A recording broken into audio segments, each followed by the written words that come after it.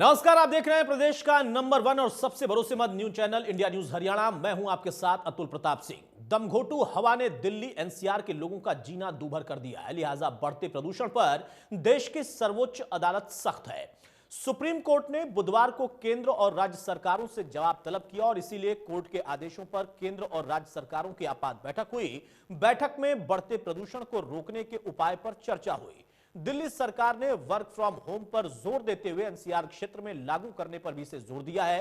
निर्माण कार्य पर रोक लगाने के, उद्योग बंद करने के सुझाव भी दिल्ली की ओर से पड़ोसी राज्यों को दिए गए। दिल्ली के अलावा दूसरे राज्यों के अधिकारियों ने भी अपने अपने सुझाव साझा किए, लेकिन इन सबके बीच प्रदूषण के मुद्दे पर सियासत भी जारी है। अनिल विज ने दिल्ली में 90% प्रदूषण के लिए केजरीवाल सरकार को ही जिम्मेदार ठहराया है। दिल्ली के अंदर अभी प्रदूषण को देखते हुए दिल्ली में कंस्ट्रक्शन वर्क्स अभी बंद हैं। दिल्ली के अंदर जितने ऑफिसेज हैं उनको वर्क फ्रॉम होम किया गया है, घर से लोग काम कर रहे हैं। दिल्ली के अंदर जो काम हो रहे हैं, हमने लोगों ने वहाँ प्रस्ताव रखा है कि इसको अगर पूरे एनसीआर में लागू किया जाए तो इसका इम्पैक्ट और ज़्यादा दिखेगा। तो आज की मीटिंग में रखे हैं हम लोग, लेकिन अभी सभी राज्यों से लोगों ने अपनी बात रखी है। फाइनल कमीशन जो है वो अपना डिटेल अभी जारी करेगा, उसके बाद फिर हम आगे उसके अनुसार कार्रवाई करेंगे। केंद्र सरकार ने जो डेटा रखा है उसमें एक ही एफिडेविट में उन्होंने पराली का कंट्रीब्यूशन 4% बताया। उसी एफिडेविट में उन्होंने कहा कि 40% भी होता है, 35 से 40%।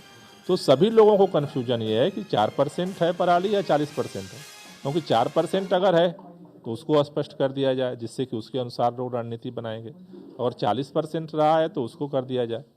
पिछले अगर हम 4 नवंबर से और 14 नवंबर तक दिवाली के बाद से अगर हम सफ़र का जो डेटा आता रहा है, सार्वजनिक डेटा है, वो सबको दिया गया। अगर उसको देखें तो वो भी आंकड़ा यही कहता है कि लगभग एवरेज भी अगर देखें तो किसी दिन 48% तक कंट्रीब्यूशन रहा है, किसी दिन 25% भी रहा है, तो एवरेज भी करीब 31% जाता है। केवल अगर हम 10 दिनों का अगर एवरेज निकालें तो इसलिए एक बार इसकी स्पष्टता होना बहुत ज़रूरी है, जिससे कि उसको लेकर के एक रणनीति बन सके। जो माननीय उच्चतम न्यायालय का आदेश होगा उसको मानना सबका धर्म भी है, कर्म भी है, उसको सारे मानेंगे। लावा भी लगे हुए केजरीवाल जी की तो अपनी कमियों को दूसरों की कमियों पर डालने की आदत है। और जो दिल्ली का प्रदूषण है उसमें पराली का योगदान तो कोई 4% बताता है, कोई 10% बताता है। अगर 10% भी मान लो तो बाकी 90% के लिए तो केजरीवाल जी जिम्मेवार है ना। तो 90% को कम करने के लिए केजरीवाल जी ने क्या क्या कदम उठाए वो बताएं, अपने प्रदेश के लोगों को भी बताएं और आसपास के प्रदेश भी उनसे जानना चाहते हैं। बहरहाल तो वायु प्रदूषण में राजनीतिक प्रदूषण अभी भी हावी है। आरोप प्रत्यारोप का दौर जारी है, लेकिन चौंकाने वाली बात यह भी है कि मंगलवार को सबसे दूषित हवा हरियाणा के नारनौल की थी। नारनौल में दिल्ली से भी ज्यादा एक्यूआई दर्ज किया गया। नारनौल में 359 ये एक्यूआई दर्ज किया गया है। सबसे खराब हवा, बहुत खराब हवा, यानी जो दिल्ली की हालत है उससे कहीं ज्यादा ये भी एक आंकड़ा दिखाई दिया। दिल्ली में भी कुछ इसी तरीके की स्थिति है। नारनौल थोड़ा सा उससे आगे निकल गया। मुजफ्फरनगर की बात करें तो यहां पर भी बहुत खराब हवा है। जींद में भी यह आंकड़ा 350 का, यहां पर भी एक्यूआई जो दर्ज किया गया वो बहुत खराब के दर्जे में ही, उसी श्रेणी में ही आता है। हम उदयपुर की बात करें, राजस्थान की बात करें तो देखिए 348 यहां पर भी, यानी ओवरऑल ये पूरी एक बेल्ट, वहां पर प्रदूषण की स्थिति कमोबेश एक जैसी दिखाई दे रही है। अब सबसे अच्छी हवा अगर आप देखें, कोयंबटूर को देखिए और अंदाजा लगाइए कि ये क्या एक्यूआई है और इसके पहले का जो मैं आंकड़ा बता रहा था कि वो उससे कितना ज्यादा, कितना गुना ज्यादा है। कोयंबटूर के बाद अमरावती की अगर हम बात करें तो ये महाराष्ट्र का हिस्सा, यहां पर भी जो अच्छी हवा है उसमें क्या एक्यूआई दर्ज किया गया है वो 19 है। इसको आप समझिए, ये सबसे अच्छी हवा है और अंदाजा लगाइए कि हम किस स्थिति में दिल्ली में, एनसीआर में, हरियाणा के नारनौल में या फिर कई और राज्यों के हिस्से में जी रहे हैं। बागलकोट की बात करें तो यहां पर भी सबसे अच्छी हवा को अगर आप देखें तो कम से कम 23 एक्यूआई दर्ज की गई। यहां पर मेडिकेरी की बात करें तो यहां पर भी ये अच्छी हवा की श्रेणी का ही आंकड़ा निकल कर आया है। लेकिन हम जिस जगह का जिक्र कर रहे हैं और खासतौर पर देश की राजधानी दिल्ली और प्रदूषण से उसके आसपास का जो इलाका है वो कितना ज्यादा प्रभावित है, अंदाजा आप लगा सकते हैं। अब बढ़ते प्रदूषण को कंट्रोल करने के लिए हरियाणा पोल्यूशन कंट्रोल बोर्ड ने 22 नवंबर तक 4 जिलों में इंडस्ट्री बंद करने के आदेश दे दिए हैं। एनसीआर के 4 जिलों में इंडस्ट्री को बंद करने का आदेश दिया गया है क्योंकि इंडस्ट्रियल जो प्रदूषण है वो सबसे ज्यादा खतरनाक होता है और साल भर ये लगातार चलता है। पराली कम से कम 2 सीजन में उसका हम जिक्र कर सकते हैं, लेकिन इंडस्ट्री जो कि 24 घंटे चलती है, इंडस्ट्री जो कि 365 दिन चलती है, वहां पर उसके जरिए कितना प्रदूषण फैल रहा है उसको लेकर कोई चर्चा नहीं। यह अपने आप में अहम सवाल है। फरीदाबाद, गुरुग्राम के लिए फैसला लिया गया है और यह 4 दिन तक कम से कम लागू रहेगा। इससे कुछ सुधार की गुंजाइश हम कर सकते हैं क्योंकि कोरोना काल में हमने देखा कि कोरोना की वजह से जब अचानक फैक्ट्रियों को बंद करने की नौबत आई तो आसमान कैसे साफ हो गया था। झज्जर, सोनीपत में भी उद्योग बंद रहेंगे। यह हरियाणा की तरफ से, बोर्ड की तरफ से फैसला लिया गया है। बहरहाल अब बड़ी बहस में सवाल बनता है कि प्रदूषण से निपटने के लिए रणनीति क्या बनी है, क्योंकि हर साल यह रणनीति बनती है और फिर से कोर्ट ने फटकार लगाई है तो रणनीति बननी तय थी। लेकिन रणनीति में आपने देखा कि आरोप प्रत्यारोप ही लगे। हमारा दूसरा सवाल भी यही है कि आरोप प्रत्यारोप से कैसे हवा साफ हो जाएगी या वाकई राजनीतिक मंशा कोई साफ कर पाएगा। यह अपने आप में अहम सवाल है क्योंकि रणनीति बनी भी है तो कमोबेश वही बनी जो कि पिछले साल बनी थी। अगर यह रणनीति पहले बन जाती तो शायद फिर से रणनीति बनाने की नौबत नहीं आती। तीसरा सवाल हमारा यही है कि रणनीति तभी क्यों बनती है जब कोर्ट की फटकार लगती है। कोर्ट की फटकार के बाद ही सरकारें क्यों जागती हैं। ये 3 अहम सवाल हैं जिसको लेकर हम चर्चा करेंगे। हमारे साथ कुछ खास मेहमान हैं, उनसे मैं आपको तारुफ कराता हूं। चर्चा में आगे बढ़ते हैं। वंदना पोपली है हमारे साथ, प्रवक्ता बीजेपी की, बहुत स्वागत है वंदना आपका। मुकेश मल्होत्रा है, प्रवक्ता कांग्रेस के, बहुत स्वागत है मल्होत्रा साहब आपका। ओंकार सिंह साहब हैं, प्रवक्ता इनेलो के, बहुत स्वागत है सिंह साहब आपका। लक्ष्य गर्ग हमारे साथ हैं, प्रवक्ता आम आदमी पार्टी के, बहुत स्वागत है लक्ष्य आपका। और AK गौड़ है, पर्यावरणविद, हमारे साथ, बहुत स्वागत है गौड़ साहब आपका। सबसे पहले वंदना पोपली, रणनीति बन गई है लेकिन उस रणनीति का क्या निकलेगा? यह रणनीति पहले क्यों नहीं बन पाई और अभी भी एक तरफ आम आदमी पार्टी आप पर आरोप लगा रहे, विद साहब उन पर आरोप लगा रहे, इन आरोपों से हवा कैसे साफ होगी? देखिए आयुष, आपकी बात बहुत सही है कि आरोपों से अतुल हवा साफ अतुल नहीं होगी। अतुल माफ कीजिएगा अतुल, आपकी बात बिल्कुल सही है कि इन आरोपों से हवा बिल्कुल साफ नहीं होगी। लेकिन जहां तक मेरी पार्टी की बात करूं, मैं चाहे केंद्र सरकार की बात करूं या हरियाणा सरकार की बात करूं, तो 2 तरह की पॉलिसीज हमने अडॉप्ट की हैं। एक लॉन्ग टर्म पॉलिसी है और एक शॉर्ट टर्म पॉलिसी है। अगर मैं लॉन्ग टर्म पॉलिसी की बात करूं तो मैं जिक्र करना चाहूंगी एक ऐसी मीटिंग का जो इस साल सितंबर में हुई थी, जो कि केंद्र लेवल पर हुई थी, जिसमें पंजाब के, हरियाणा के, राजस्थान के, दिल्ली के आसपास के जितने भी एरिया के जो मुख्यमंत्री हैं या इसके अलावा और भी जो लोग मुख्यमंत्री के रिप्रेजेंटेटिव्स हैं वो वहां पर पहुंचे और वहां पर ये डिस्कशन हुआ कि ऐसे कौन से स्टेप्स हैं जो उन्होंने अभी तक लिए हैं। यहाँ पर ये बात नहीं हो रही थी कि अब क्या स्टेप लिए जाएंगे, और उसके अलावा उनको सुझाव भी दिए गए। और उसके अलावा मैं मानूंगी कि मेरी सरकार ने बहुत अच्छे तरह से लॉन्ग टर्म पॉलिसीज में, चाहे ई व्हीकल की बात कर लीजिए या हरियाणा में व्हीकल स्क्रैपिंग की बात कर लीजिए, ऑक्सीवन की बात कर लीजिए, ऐसे बहुत सारे स्टेप हम ले रहे हैं जो कि लॉन्ग टर्म है। और शॉर्ट टर्म जो स्टेप्स है वो आपके सामने आए हैं, चाहे इमीडिएटली स्कूल बंद करने की बात हो, इंडस्ट्रीज को बंद करने की बात हो, जहां पर हमें लगता है कि इतनी जहरीली हवा है उससे बचने के जो जो तरीके हो सकते हैं वो हमने किए हैं। लेकिन जहां तक मैं बात करूं आम आदमी पार्टी की, चाहे कोरोना का समय हो, चाहे ऑक्सीजन कम पड़ने वाली स्थिति हो, या आज मैं अगर बात करूं कि प्रदूषण की बात है या उससे पहले जब भी प्रदूषण की बात है, वो हमेशा से आसपास के स्टेट्स पर या केंद्र सरकार पर ही निशाना साधते रहे। आज भी मैं आपको बताना चाहूंगी, मनीष सिसोदिया जी देहरादून में गए हुए थे और वहां पे उनसे एक प्रश्न पूछा गया कि आप यहाँ पर उत्तराखंड में बात कर रहे हैं कि यहाँ पर आकर आप उद्योग धंधे लगाएंगे, लेकिन उन्हें उद्योग धंधों की वजह से, इंडस्ट्री की वजह से इतना बुरा हाल हो रहा है दिल्ली में, तो उसके लिए आपने क्या स्टेप लिए?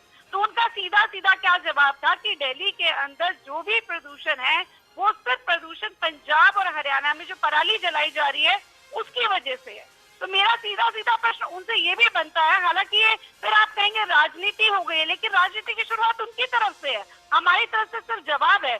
वो स्मोक टावर लगाए थे। ठीक है वंदना, मैं इसका जवाब ले लेता हूं। लक्ष्य गर्ग हमारे साथ है, उनसे मैं जवाब ले लेता हूं। लेकिन जैसा आपने कहा क्लोजिंग उसमें कि ये राजनीति हो जाएगी, तो मेरा भी सवाल यही है ना कि आपने भी long term policy, short term policy का जिक्र किया। ये तब क्यों बनी जब प्रदूषण इतना फैल गया? आपको पता था कि ये मौसम है, इस मौसम में दीपावली के बाद इस तरीके की परिस्थितियां पनपती हैं। वो लॉन्ग टर्म और शॉर्ट टर्म पॉलिसी अगर आपने पहले बना दी होती तो इनको मौका नहीं मिलता और फिर इनकी पोल खुलती। बहरहाल लक्ष्य गर्ग, कोई एक ऐसा काम है जिसके लिए दिल्ली सरकार जिम्मेदार है या सारी सरकारें जो कि अगल बगल के राज्यों की वहीं जिम्मेदार हैं, किसान भी जिम्मेदार है? अब तक समझ में नहीं आया आपके सरकार के मंत्री को कि 4% या 40% पराली। इंडस्ट्री वाला तो सबको पता है ना कि सबसे घातक उसी का धुआं है, सबसे ज्यादा उसी की वजह से प्रदूषण है। उतना तो पता था, उसके लिए हलफनामा देने की भी जरूरत नहीं है। कोई एक काम या कोई एक गलती जो कि कभी दिल्ली सरकार से भी होती है।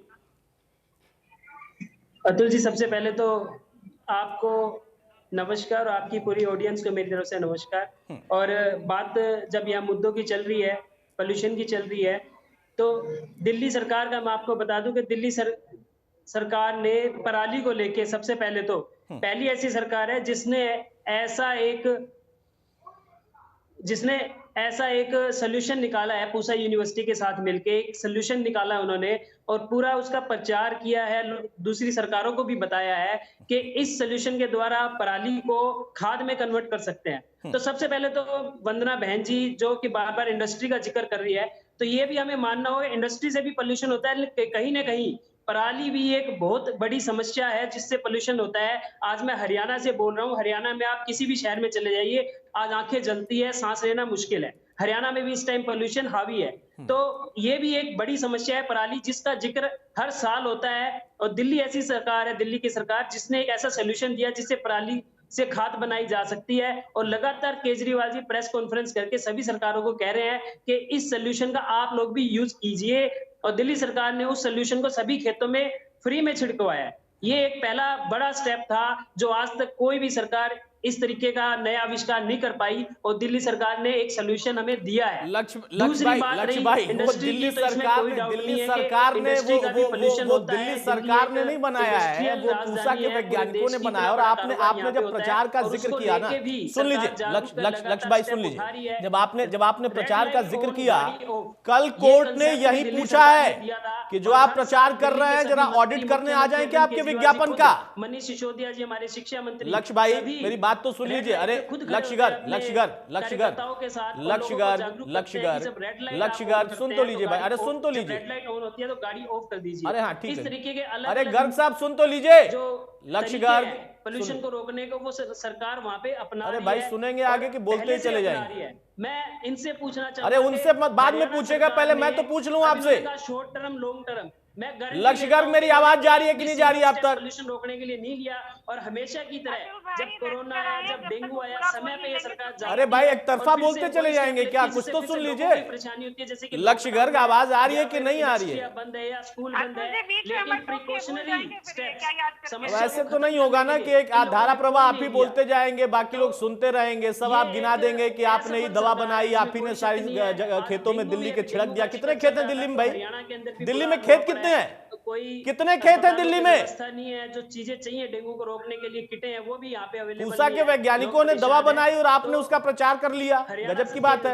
यही पूछा है कल कोर्ट ने, क्या है क्या हम ऑडिट कराने, दिक्कत हो जाएगी। और आप अभी भी बैठ कर ऑनेस्टली वही बात कह रहे हैं, वहां जवाब दे नहीं पाए हैं आप, वहां आप जवाब नहीं दे पाए हैं। यहाँ पर आप बोले जा रहे हैं धारा प्रवाह। आपकी आवाज दबा रहा हूं मैं, आपकी आवाज नीचे कर रहा हूं क्योंकि आप सुन नहीं रहे हैं, आप लगातार बोल रहे हो। शायद आपने कान से ईपी भी निकाल दी है, पहले सुनेंगे तब तो मैं बोलूंगा ना। बहरहाल एक और साहब मैं आपको जरा चर्चा में शामिल करूंगा, फिर मैं कांग्रेस और इनेलो के पास जाऊंगा। मेरा सवाल यह है, बीजेपी को सुन लिया आपने, आम आदमी पार्टी के प्रवक्ता को सुन लिया, आरोप प्रत्यारोप यहां पर भी है। एक पर्यावरणविद के तौर पर आप इसको कैसे देखते हैं कि अभी भी कहा जाए कि 4% और 40% में उलझी हुई है दिल्ली सरकार? उसको समझ में नहीं आ रहा है कि पराली से 4% या 40%, इस वजह से वो प्रदूषण नहीं रोक पा रही है। दूसरा कारण कि इंडस्ट्री से थोड़ा बहुत निकलता है, बताया लक्ष्य गर्ग ने, अरे थोड़ा बहुत निकलता है, वो कितना खतरनाक होता है और कितना ज्यादा निकलता है, ये बताएंगे आप जरा थोड़ा इनको। बहुत मैं नहीं कह रहा जी, वो भी एक समस्या है। नहीं, वो भी एक नहीं, वो बड़ी समस्या है, पराली से बड़ी समस्या है। ये सुनाई देगी आपको गर्ग साहब, ये तुरंत सुनाई देगी आपको। बहरहाल सुनिए, एक पर्यावरणविद को सुनिए, एक और साहब गर्ग साहब सुनिए भाई, सुनिए। अब धारा प्रवाह मत बोलिए। ऑडिट के लिए कल ही पूछा है, जो प्रचार प्रसार आप कह रहे हैं ना, कल ही पूछा है कोर्ट ने कि विज्ञापन पर जो खर्चा है उसका ऑडिट करा लें क्या। बहरहाल सुन लीजिए आप, एक और साहब। चुप करेंगे तो बोलूंगा ना सर। अच्छा बोलिए सर, बोलिए आप। नमस्कार, पैनल के जितने भी विद्वान बैठे हैं सबको नमस्कार। राजनीतिक पार्टी से हैं। अभी तक जो बहस चली, आरोप प्रत्यारोप राजनीतिक रूप से हुआ, मेरा उससे कुछ संबंध नहीं है डायरेक्टली। मेरा एक फंडामेंटल क्वेश्चन ये है कि जो कुछ भी हम कर रहे हैं, ये स्कूल बंद कर दो, फैक्ट्री बंद कर दो, ये रिएक्टिव एक्शन है। एक प्रॉब्लम आ गई तो उसको कर रहे हैं, फायर फाइटिंग है। हमने फायर प्रिवेंशन में नहीं कि आग लगे ही ना, इस पे कोई एक्शन 3 साल से नहीं लिया। मैं आपकी इस बहस में तीसरे साल आ रहा हूं, वही बातें रिपीट होती हैं। और जो निकल के आया है, कितना % है, क्या है, वो है, उसके अलग अलग डेटे, अलग अलग समय है। जब से जो हमारा राइस है, जिसको राइस की जो बुआई है, वो सरकार ने थोड़ी लेट कर दी थी ताकि जमीन का पानी खर्च ना हो जून के अंदर, वो जुलाई में कर दिया और सही किया, गलत नहीं किया। जब लेट होती है तो वो पैदावार भी लेट होती है। तो एक किसान को चावल काटना और गेहूं बोने के बीच में केवल 15 दिन का समय मिलता है। उसके पास समस्या है, 15 दिन में सब कुछ करना है, वो है। तो उस 15 दिन में 4 या 5 दिन वो 30-35% हो जाती है, बाकी दिन फिर वो 5-10% भी हो जाती है। तो ये दोनों बातें हैं, दोनों ठीक है, 5% भी है और 35% भी है। नाउ क्वेश्चन ये है कि हम यही बहस हर साल करते हैं, बुला लेते हैं, कह देते हैं बड़ी बड़ी बातें करके, वो अपनी पार्टी का, वो अपनी पार्टी का, वो अपनी पार्टी का। उससे कुछ होगा नहीं। सरकारें आती हैं जाती हैं, पार्टियां भी आती हैं जाती हैं। ठीक है। एक जो सबसे बड़ी समस्या है, अगर आज हमारे राजनीतिक जितने भी इस पैनल पे हैं और अगले भी अपने अपने नेताओं को समझा दें कि भैया अगले इलेक्शन की छोड़ के अगली पीढ़ी की, अगली जनरेशन के बारे में सोचो, तो समस्या सब हल हो सकती है। सब समस्याओं का समाधान है, साइंटिफिक समाधान है। लेकिन जहां वोट बैंक की राजनीति होती है कि ये एक्शन से लेके एक बड़ा तबका वोट का मेरे को नहीं मिलेगा, तो उस बात को गोलमोल करके इस तरह से करा जाता है कि ये जो आज सत्ता में है वो पिछली सरकार को देंगे, जो कल होंगे वो आज वाली को देंगे। ये चल रहा है। साइंटिफिक तरीके से देखो, हर चीज का तरीका है। जो आपने कहा पोल्यूशन, देखो जो पोल्यूशन जो है ना, ये एक तो एयर पोल्यूशन है, इसमें हम 2 चीजें होती हैं, एक प्राइमरी एक सेकेंडरी। ठीक है। तो उसमें प्राइमरी और सेकेंडरी, आजकल जिसको स्मॉग बोलते हैं, वो पार्टिकल्स के साथ वो वाटर मिल करके उसको हम स्मॉग बोलते हैं, वो बन जाता है लाइक दैट। जो जहां तक इंडस्ट्री का सवाल है, जितने भी फॉसिल फ्यूल जिनको हम बोलते हैं, चाहे उसमें कोयला हो, चाहे उसमें डीजल हो, चाहे उसमें पेट्रोल हो, चाहे उसमें HSD हो, LSD हो, ये कुछ ना कुछ हद तक प्रदूषण करते हैं। और दूसरा, जो चीजें निकल जाती हैं लोगों के दिमाग से, यातायात है हमारा, उससे भी होता है। जो एक समय एक और चीज जो है, जो 7% जो डाटा है और प्रदूषण बढ़ाता है NCR के अंदर, बारिशों के बाद सड़कों की हालत बहुत खस्ता हो जाती है। मुझे अपने फरीदाबाद की पता है, एक भी सड़क ठीक नहीं है। झटके लगते हैं। मेरी गाड़ी की 2 दफा सस्पेंशन खराब हो चुकी है पिछले 20 दिन के अंदर। तो जब ये हालत हो जाती है सड़कों की, तो जब आपकी गाड़ी चलती है, एक तो वो स्लो स्पीड चलती है, हाई RPM पे चलती है, हाई फ्यूल लगता है और हाई पोल्यूशन होता है। ठीक है, ये भी एक बहुत बड़ा लेकिन कारण है सबसे इंपॉर्टेंट बात जो आपने कही है गौर साहब, कि तीसरा साल चर्चा करते हुए ऐसे कई साल और बीत जाएंगे, हमने फायर प्रिवेंशन की व्यवस्था नहीं की है, आग लगे ना इसकी व्यवस्था नहीं की है। आग लगने के बाद बुझाएं कैसे और कितना आग से प्रदूषण हो जाएगा या क्या खतरनाक स्थिति हो जाएगा, कितना नुकसान होगा, हम उसकी तैयारी करते हैं। बहरहाल मुकेश मल्होत्रा जी, आम आदमी पार्टी के प्रवक्ता को आपने सुन लिया, उनके मंत्री को दिल्ली सरकार के आपने सुन लिया। कोर्ट की फटकार सबको लगी है, उसमें हरियाणा भी है, पंजाब भी है, पंजाब में आप हैं, दिल्ली में आम आदमी पार्टी भी है और केंद्र में बैठी बीजेपी भी है, जो कि हरियाणा में भी गठबंधन की राजनीति कर रही है और सत्ता में है। सवाल इस बात का है कि सबको फटकार लग रही है और सब एक दूसरे को फटकार लगा रहे हैं। इससे क्या वाकई स्थिति सुधरेगी? और जैसा लक्ष्य गर्ग ने कहा कि असल में पराली एक अपने आप में समस्या है, इसको मानना पड़ेगा। तो पंजाब पर सबसे ज्यादा आरोप लग रहा है कि वहां खुलेआम पराली जल रही है और किसानों पर ही आरोप लगा रहे हैं एक तरीके से। इसमें सबसे महत्वपूर्ण बात जब हमने बात शुरू की कि सरकार को सबसे पहले शॉर्ट टर्म पॉलिसी और लॉन्ग टर्म पॉलिसी बनानी ही पड़ेगी अगर हमने इस समस्या को दूर करना है। उस पॉलिसीज को फिर आगे आपको पब्लिक को बताना पड़ेगा कि आपने शॉर्ट टर्म पॉलिसीज में क्या क्या स्टेप लिए और लोगों को इसमें क्या क्या योगदान करना चाहिए। लॉन्ग टर्म पॉलिसीज में आपने क्या स्टेप लिए और लोगों का क्या कंट्रीब्यूशन होना चाहिए। इस समस्या से निपटने के लिए न केवल सरकारें ही काम करेंगी, लोगों को अपने स्तर पर भी काम करना है। हमें अपनी खुद भी रिस्पॉन्सिबिलिटी आप लेनी पड़ेगी। जैसे कि हम बड़े शहरों में ऑफिस में जाते हैं, वहां पर कलेक्टिव ट्रांसपोर्ट को हमको शुरू करना पड़ेगा ताकि उससे जो पोल्यूशन निकलता है वो वहां पर कम हो सके। ये लोगों को अपनी रिस्पॉन्सिबिलिटी लेनी पड़ेगी। अगर हमारा घर ऑफिस से दूर ज्यादा नहीं है तो हमें साइकिलिंग के ऊपर जाना पड़ेगा, उससे आपकी हेल्थ भी ठीक रहेगी और पोल्यूशन भी आपका ठीक रहेगा। और गवर्नमेंट की ओर से ये स्टेप लेना पड़ेगा कि जो इंडस्ट्रियल पोल्यूशन है उसको शॉर्ट टर्म और लॉन्ग टर्म में किस प्रकार से दूर किया जा सके। नहीं लेते क्यों नहीं है मुकेश जी, लेते क्यों नहीं है, मेरा सवाल ये है। मैं हरियाणा से बिलोंग करता हूँ, पंचकुला से मैं बोल रहा हूँ। मैं एक अपनी बात पूरी कर लेंगे।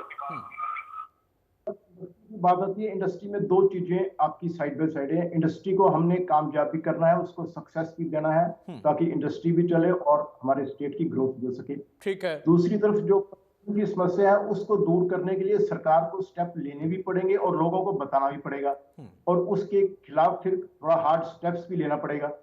ये सब चीजों को मिलाकर कुछ सरकार को करना पड़ेगा, कुछ हमारी पर्सनल रिस्पॉन्सिबिलिटीज होगी और इसमें हमें राजनीति से ऊपर उठकर कार्य करना पड़ेगा। अगर हम सिर्फ आरोप प्रत्यारोप लगाएंगे, जैसा कि बड़े साहब बैठे हैं सबने बात की कि हम 3 साल से इसमें डिस्कशन कर रहे हैं, उसमें डिस्कशन तो होनी चाहिए। डिस्कशन में जो इंपॉर्टेंट मुद्दे आते हैं उसको अपनाना भी पड़ेगा। उसको राजनीति से उठकर सरकार को जो अपने लेवल पर कार्य करने हैं वो सरकार को करने भी पड़ेंगे और आगे उसको बताना भी पड़ेगा। मुकेश जी, मैं आपकी बात से पूरी तरह से सहमत हूं, लेकिन मेरा सवाल यही था ना, आपने कहा कि आप अपनी बात पूरी कर ले, मैंने आपको मौका दिया। सरकार में रहते हुए ये काम हुए क्यों नहीं और हो क्यों नहीं रहे हैं?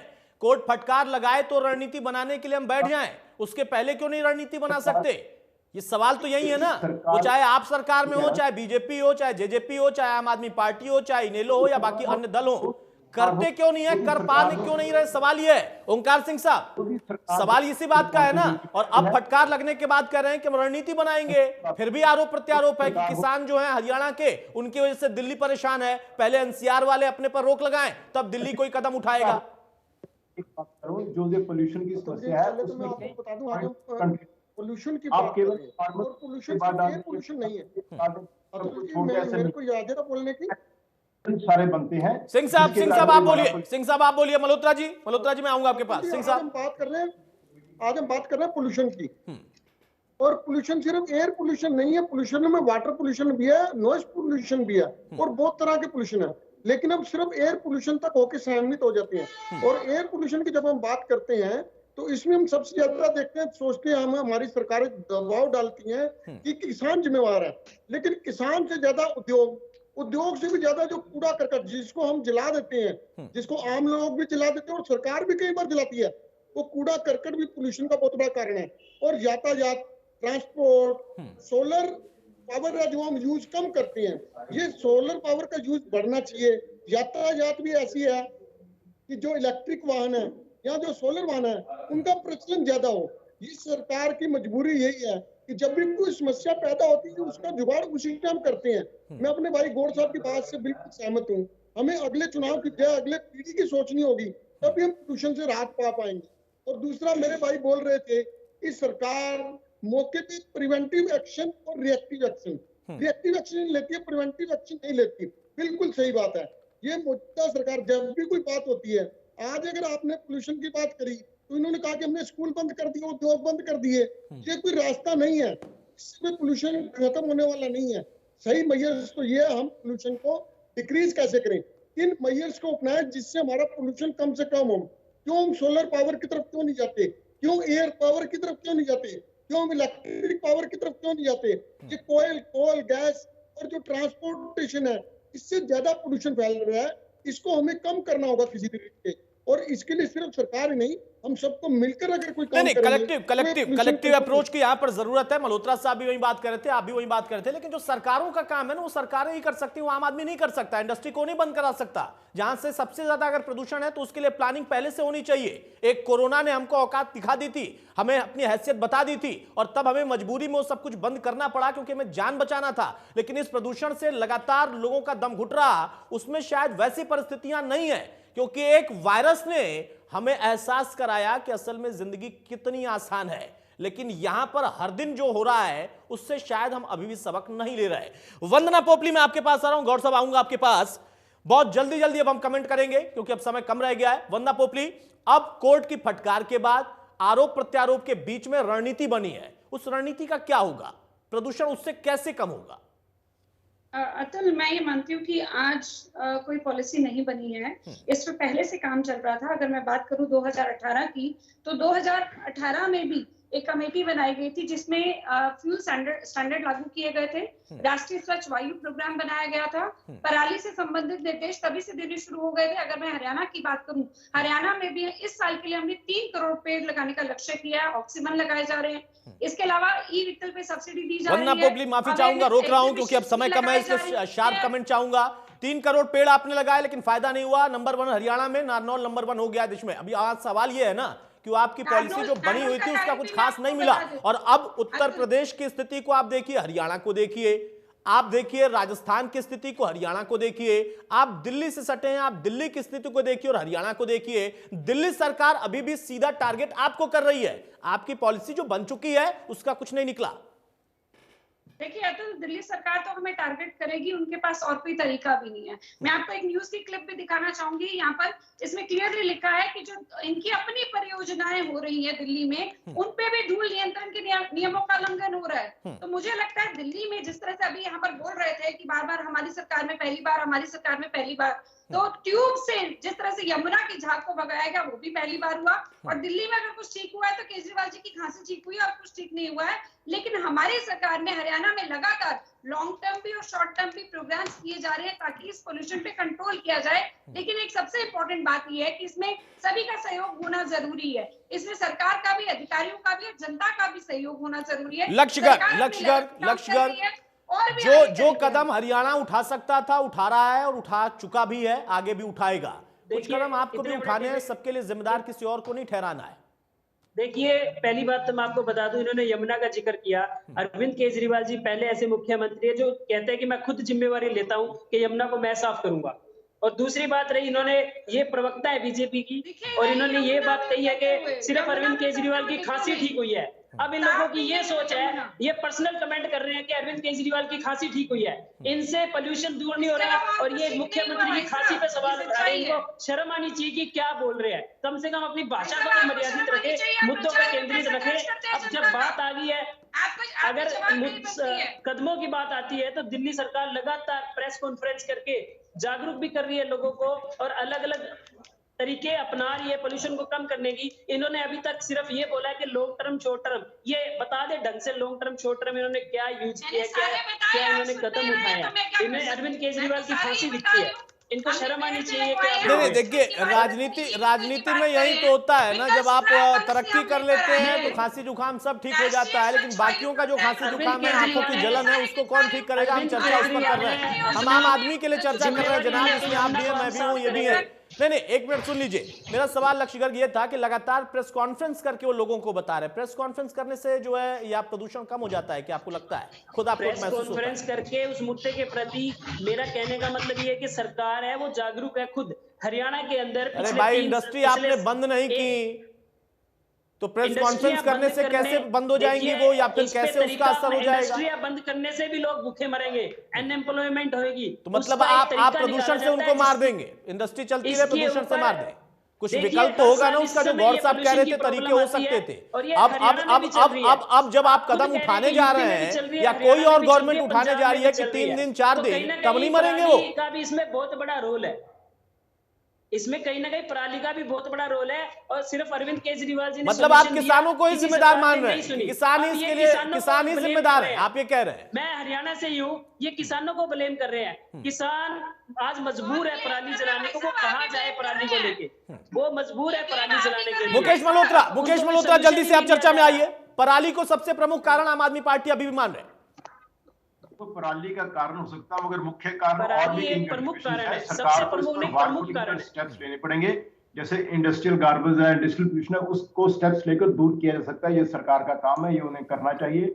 जहां तक पराली की बात रही, इसको आगे चलने वाली पॉलिसी के अंतर्गत सरकार को उसको खुद को लेना चाहिए और उससे आगे कोई एनर्जी उसको यूज की जाती है। इस प्रकार के प्रिवेंटिव मेजर्स आपको लॉन्ग टर्म शॉर्ट टर्म से लेने पड़ेंगे, ताकि जो पराली जलाने का काम है, जो किसान को मजबूरी में करना पड़ता है, उसको किसी और साधन में उपयोग किया जा सके।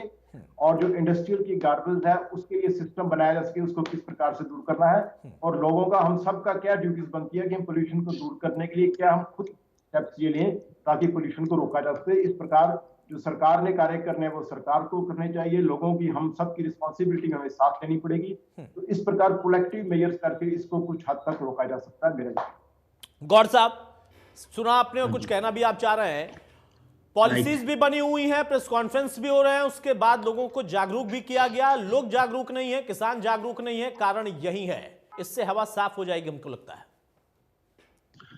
सर बात ये है, जैसे मैंने शुरू में कहा कि राजनीतिक इच्छा शक्ति वो नहीं है किसी भी पार्टी की हो। अब अपनी अपनी फ्रस्ट्रेशन है कईयों की। अब बीजेपी जो है 15 साल तो शीला दीक्षित ने इनको पास नहीं आने दिया, 10 साल केजरीवाल ले गए, 25 साल में तो एक जनरेशन खत्म हो जाती है।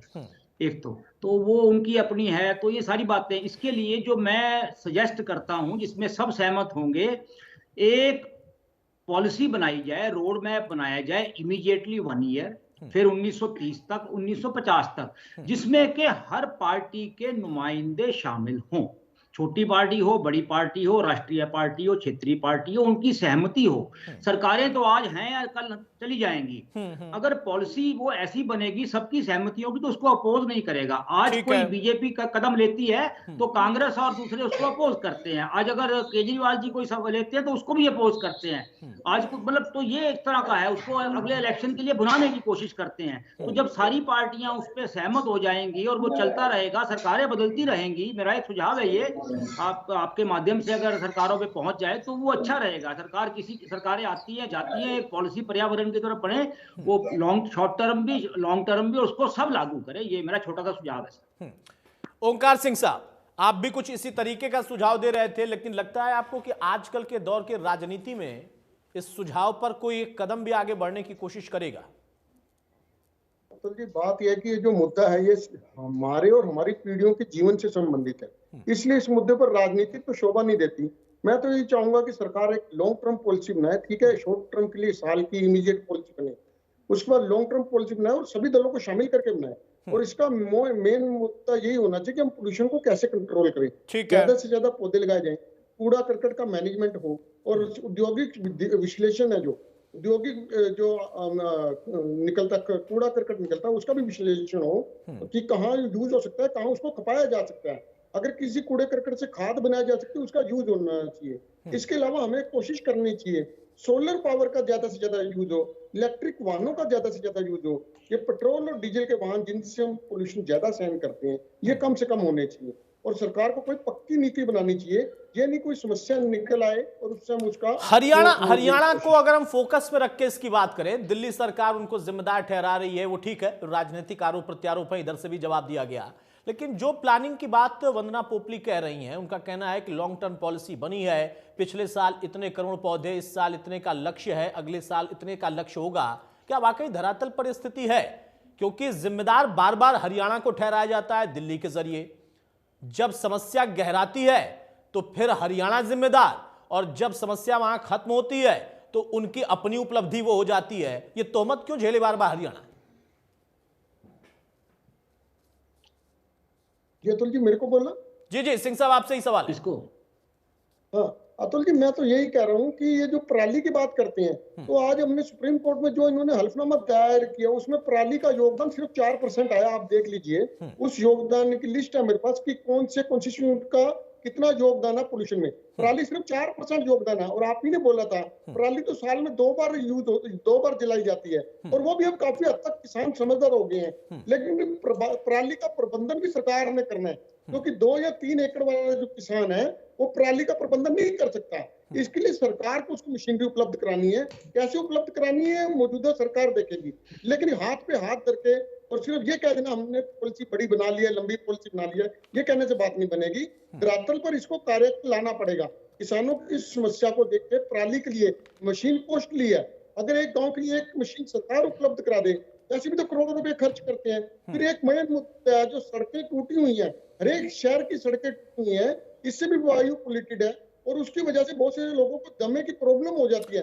ठीक है सिंह साहब, मैं आपको रोक रहा हूं। वंदना पोपली, केंद्र की तरफ से कहा गया कि पराली में सिर्फ 4% की वजह से, अगर पराली के प्रदूषण को देखें तो उसमें सिर्फ 4% है। आम आदमी पार्टी और लक्ष्य गर्ग अभी भी कह रहे हैं, और उनके दिल्ली सरकार के मंत्री ने अभी भी कहा कि 4 है कि 40, वो कंफ्यूज है अभी, क्योंकि ऐसा कुछ जैसा जिक्र वो कर रहे थे कि कहा गया है। अगर 4 और 40 के बीच में ही उलझे हुए हैं तो उनके टारगेट पर तो हरियाणा और हरियाणा का किसान ही है। आप कह रहे हैं कि किसान इसके लिए जिम्मेदार नहीं है, फैशन सा बन गया उसको जिम्मेदार ठहराने के लिए। इससे इतर कंस्ट्रक्शन वर्क, इंडस्ट्रियल पॉल्यूशन, इन पर भी तो फोकस होना चाहिए। जो कदम अब उठाए गए एहतियातन, वो कोर्ट की फटकार के बाद क्यों उठाए जाते हैं? पहले भी तो आपको एहसास हो सकता था। आपके पास मॉनिटरिंग पूरा सिस्टम है, एक तंत्र बना हुआ है जो कि इसी के लिए बना है। वो देख रहा है कि कहां पर क्या स्थिति बिगड़ रही है, फिर भी वो हाथ पर हाथ धरे बैठा था, तो आप पर तोहमत भी लग रहा, और अब आप रणनीति बनाने के लिए निकले। अतुल, मुझे लगता है कि जिस तरह की बात यहाँ पर की जा रही है कि सबसे पहले पराली की यहाँ पर ये बात कर रहे हैं आम आदमी पार्टी के, तो मुझे लगता है कि हरियाणा ने बहुत अच्छे ढंग से इस चीज को भी संभाला है।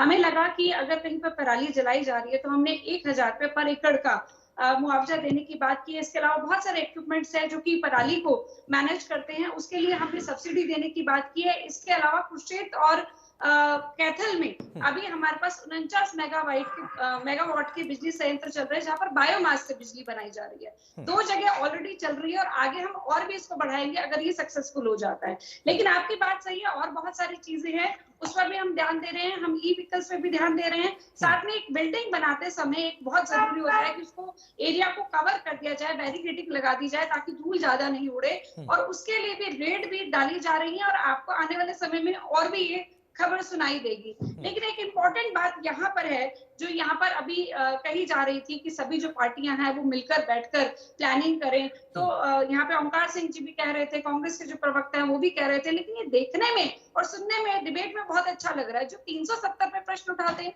जो सिटीजन अमेंडमेंट एक्ट पे प्रश्न उठाते हैं, जो पाकिस्तान में जाकर बोलते हैं कि मोदी जी को हटना चाहिए, तो वो कहाँ से सपोर्ट करेंगे? मुझे ऐसा नहीं लगता आपकी समस्या यही है।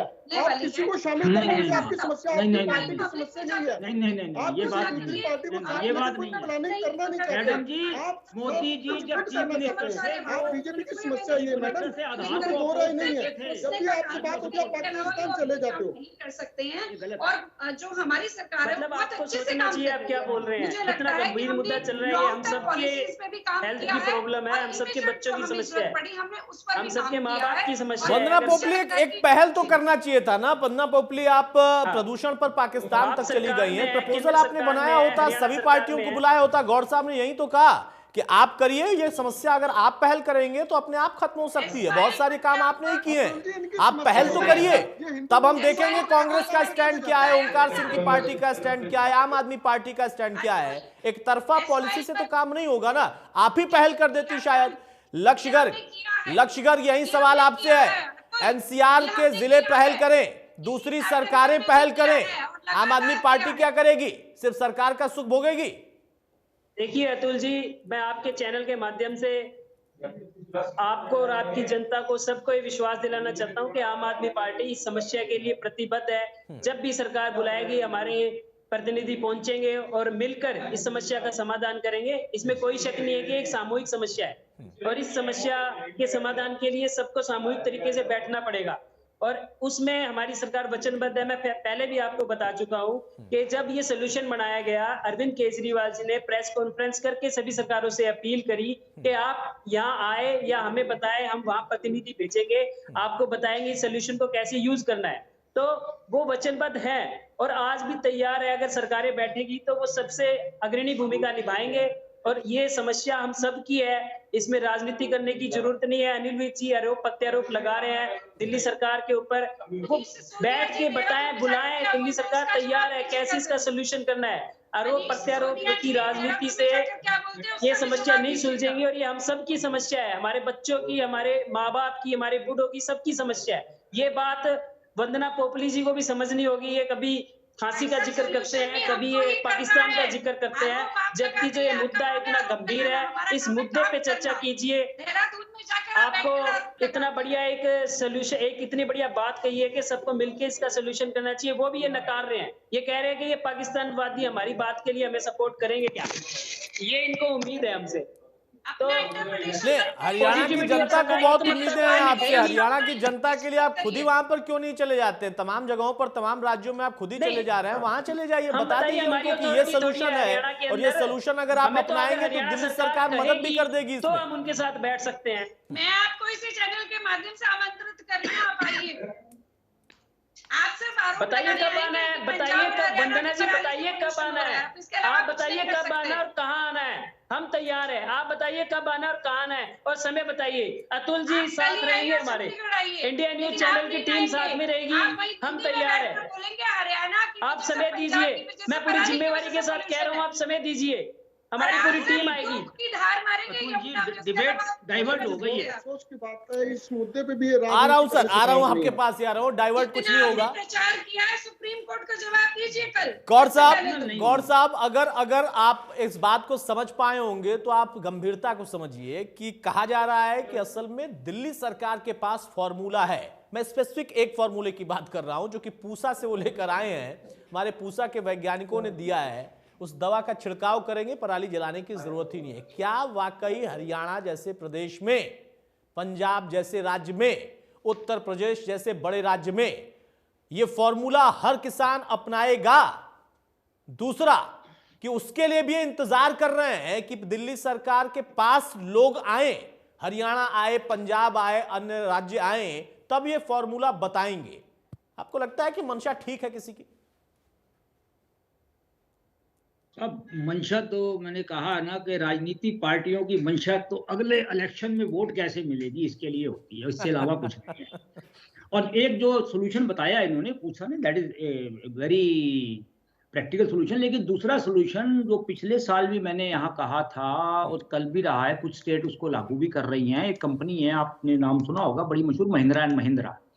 उन्होंने एक मिनी ट्रैक्टर बनाया है जिसमें ना पराली काटने की जरूरत है ना करने की। उसमें वो दो उन्होंने वो एंजाइम के पंप लगाए हैं। जब आप गेहूं की बुआई करते हैं तो पराली के ऊपर ही वो ट्रैक्टर चला करके वो हो जाती है। और उन्होंने Indian council of agriculture research यहाँ पर बेंगलोर के अंदर ये करके दिखाया है 50 एकड़ के ऊपर।